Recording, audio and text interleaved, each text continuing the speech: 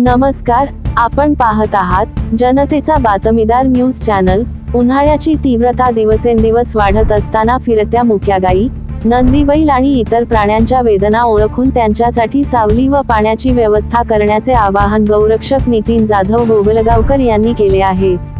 पशुवैद्यकीय दिनानिमित्त बोलताना त्यांनी सांगितले की पशुवैद्यकांचे कार्य अमूल्य असून मुक्या प्राण्यांना नवजीवन देण्याचे मोठे काम ते करत आहेत।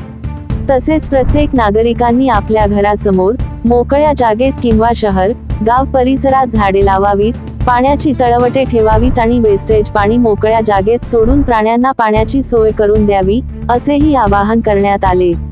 माणसांची सेवा अनेक जण करतात, पण मुक्या प्राण्यांच्या वेदना ओळखून त्यांना मदत करा, असा भावनिक संदेशही त्यांनी दिला।